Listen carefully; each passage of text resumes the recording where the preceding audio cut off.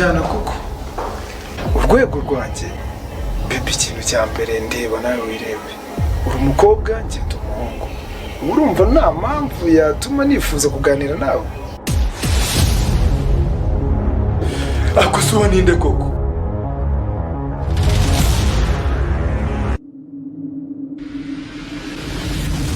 bamubwire Kirina kandi narakubonye wowe ushaka kuzandaburiza kugira ngo umuntu avuge ko afite ubuzima nuko aba afite umunezero urukundo ubuvuzi inshuti yemwe n'amafaranga kuko hari n'abemeza ko ari byose dukeneye ubuzima buzira umuze kugira ngo inzozi zacu zibe impamo ibi byose rero ntibyagerwaho hakigaragara abangavu baterwa inda hakaba n'ubwo abazibateye bahishirwa uruhare rwa buri wese rurakenewe muri uru rugamba ikaze mu ipfundo nyaryo hospital nitwa Dr. Love nitwa bande filime y'uruhererekane Dr. Love ni inkuru y'ubuvuzi n'urukundo yikurikire kuri channel ya YouTube Dr. Love series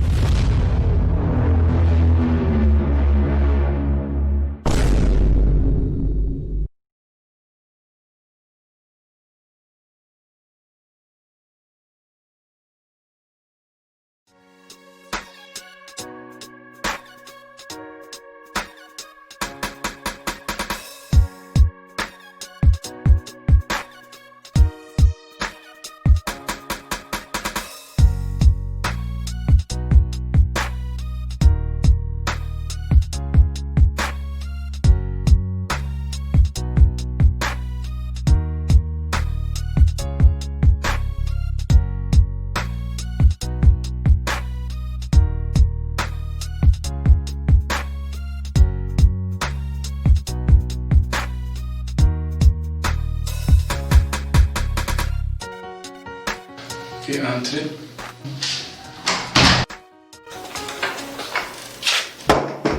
Mwaramutse Dr. Mwaramutse Twagize ikibazo cya stock ya bacterium yashize kandi hari indwara wayishakaga none se ni gute tugira stock out ntago se watanze raporo y'ukwezi ubundi ntago twagaguye kugira stock out ya bacterium kuko ni umuti ukenewe cyane hano wabonye ko tugira abakira benshi bawukoresha so rero ndaza guhamagara hejuru hanyuma mbaze niba batwongera bakatudevaringira indi miti hanyuma tubone uko tumufasha uwo murwayi muhe randevu yo mu cyumweru gitaha ariko iyo miti yaba yabonetse gusa ariko nawe ujye ukora attendance cyane kugira ngo niba umuti ugiye gushira ubimenye hakiri kare tuwutumizeho ariko ntitukongere kugira stock out y'imiti hano mu kigo ipfundo nyaryo hospital ni ikigo rwose ni ibitaro bikomeye cyane nta mpamvu z'uko abakiriya bazajya baza bakabura imiti kandi dutanga serivisi nziza ku bakiriya so gendera umubwire gutyo azagaruke mu cyumweru gitaha Okay, nta kibazo ko ninde mubwire ariko namwe mugire vuba nabonye ibintu byo muri finance bitinda cyane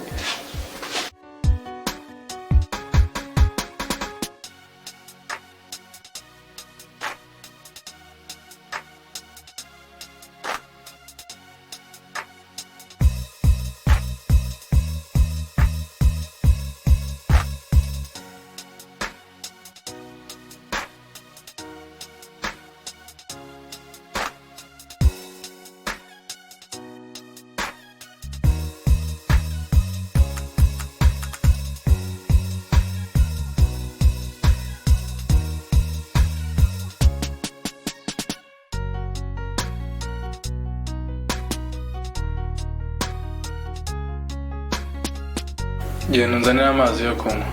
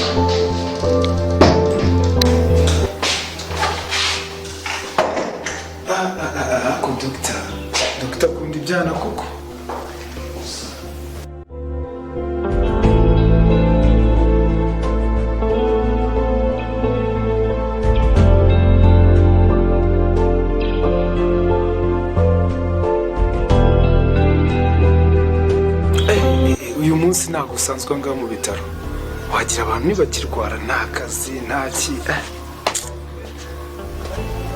Sinzi ukuntu uyu munsi uri buze kurangira. Ako Dr. Love mbonye hariya,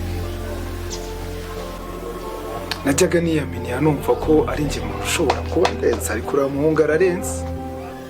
Dogita kuri interineti areba porono amafoto, cya uriya mupapa ararenze.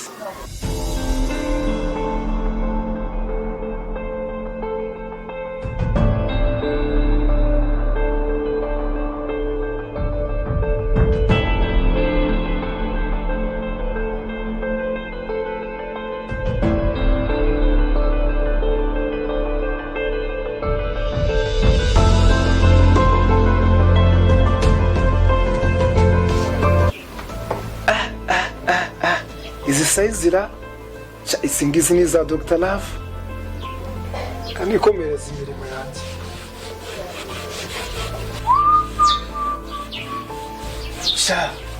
Abafite imwibagiwe ibihiye koko, abantu bahagaze ibiceri, abantu bahagaze ipinda, bahagaze ikica.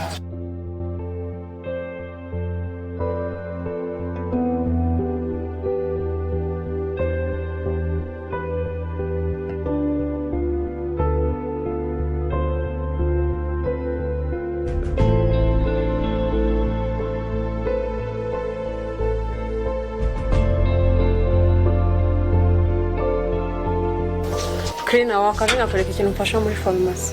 Okay, nta kibazo ndaje. Umva baby.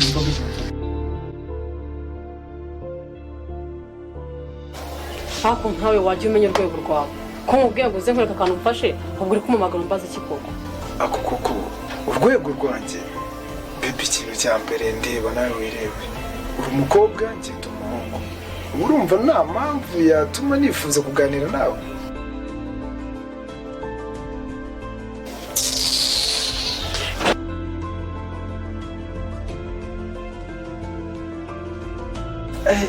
Mbega umukobwa unsuzuguye.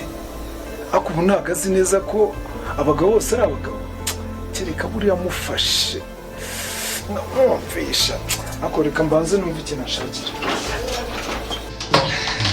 Reka buriya iyi ndwara yawe ntayumvishe. Njye nka muganga from Swiss naratravolinze rwose neza cyane, ntugire ikibazo. Gusa ikintu ndabonye, indwara yawe hari igihe usanga yagufasha, akenshi ikunda guhera aha ngaha gutya.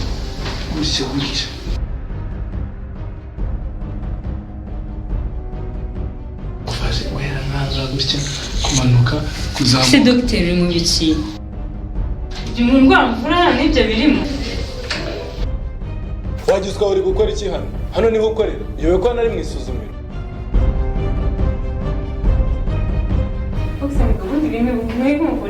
Oya, ariko ngomba gukora consultation nkamenya ahantu hose hari ikibazo. Ngomba gufata ku mubiri wawe nkamanuka ku ntege, kuko iriya ndwara ni mbi cyane. Ushobora kuzazamuka hejuru. Oya, none se gute ngomba gukora consultation suisienne? Uyikoresha se intoki zawe zonyine? Nakubwiye naratravolinze mahanga yose. Njye ndi umudogiteri wa nyawe. Njye narize hanze hose, baranyemera abantu bose. Umvura ariko utankoraho nyine. Guteze kandi indwara urwaye nsaba kugukoraho. Reka mubwire, sawe nta nubwo ariko kwanza uri na mwiza. Rero nk'ibi bintu mba ndi kubikubwira nka muganga wa Travolinze from Swiss. Ici c'est la consultation suissienne. Noneho niyo mpamvu nanjye nibyo nkeneye. ariko si uwo ninde koko? Ninde ugukomanga ko mfite undi mukiriya hano? Ni wa murwayi uje gufata ya miti. Ariko si ibintu bikira. Iyihe miti se kandi? Ya yindi wanyandikiye ubushize. Nakwandikiye ubushize? Iyihe harya? YouTube izu.